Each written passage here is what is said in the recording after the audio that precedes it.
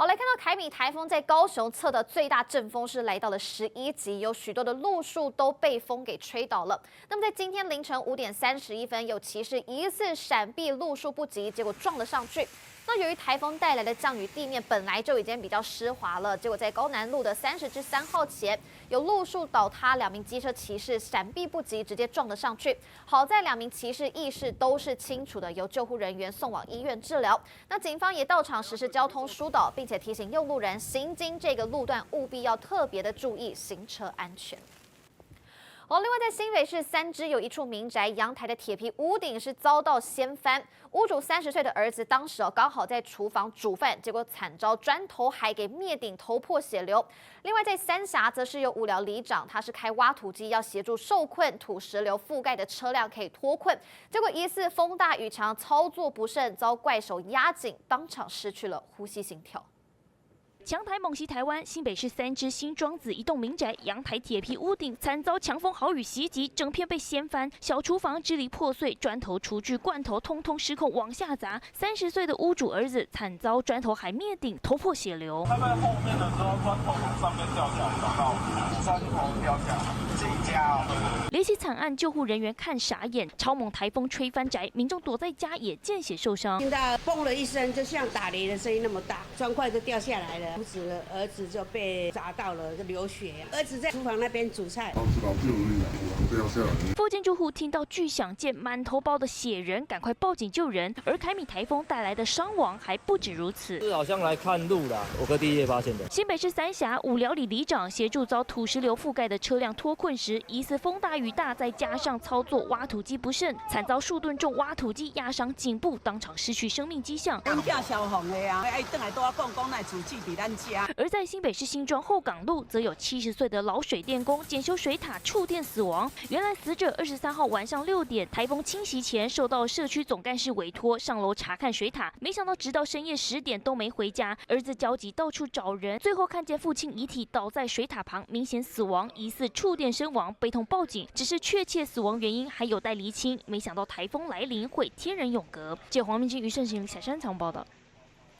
好，感谢命的斗内，他说小汤圆班车到站，小汤圆辛苦了，下班回家时走路要注意安全。好，我会特别小心，不会再滑倒了。感谢命的斗内。好，我们来看到中时的社论，台湾基进2022年间在脸书还有官网发文，写到必须正视中国影响力渗入台湾媒体的问题，例如旺旺3中、中天、中时还有中视集团过去收受了中国巨额的补助款等等的文字。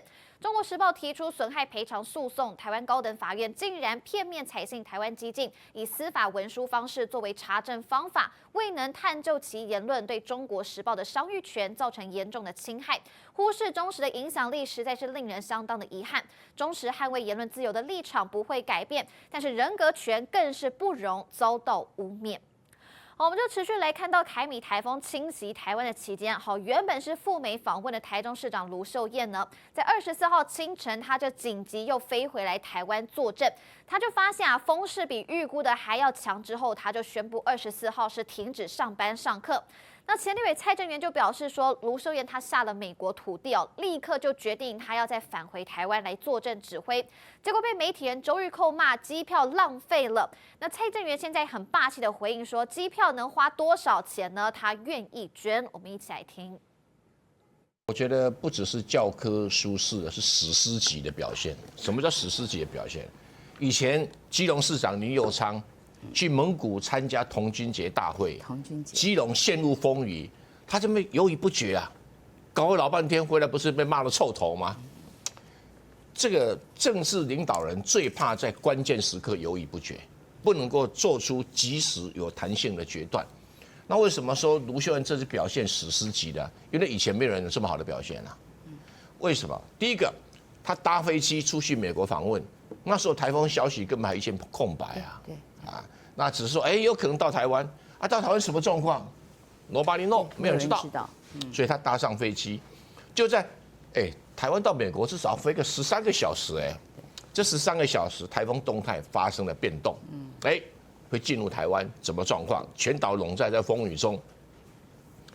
这个时候，卢秀燕下了美国的土地，搞不好都还没离开机场几分钟啊，立刻就决定返回台湾来坐镇指挥。这个时候是钱刚独断啊。那他说：“哎呀，被骂，被那个谁周一蔻骂说，哦，你看你的机票浪费，那个机票能够花多少钱啊？好不好？我捐好不好？周一蔻无聊嘛，对不对哈？然后回来了以后，他就在飞机上不断的掌握这个台风动态。他上飞机之前，因为各种资讯认为这个整个台中市在今天应该没什么风雨。我跟各位解释哦。”上班上课其实不是一个气象学的决定，是一个政治学的决定，这个比较麻烦。卢秀燕在飞机上的判断正确啊，早上没风雨啊，上班时间可能也没风雨啊，现在就是下班时间不确定，啊，下班时间因为下班总是有台风来会有风险嘛，所以你要根据具体的情报去做细腻的判断。第一个，确定早上今天全台北，然后包括台北市都风和日丽啊，我真的是。没有风也没有雨啊，真正有风有雨是什么？是下午才开始的。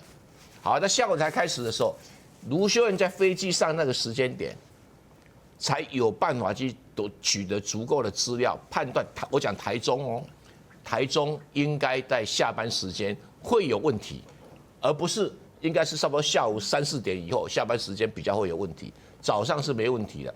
可是你不能说。要人家提早下班，那也很麻烦呐；提早下课也很麻烦呐。所以卢秀燕在飞机上就决定今天整天停课，啊，不上班不上课。这为什么？我为什么说他史诗级的表现？就准确度很高。那现在有人就批评他说啊，你看你转来转去，台风没有转来转去嘛，对不对？这个又不是什么汉光演习说停就可以停的。哎，你民进党要不要骂一骂？汉光演习明明是停了，就赖清德来了，还不是飞2架飞机给他看就停吗？对不对？你怎么讲呢？对不对？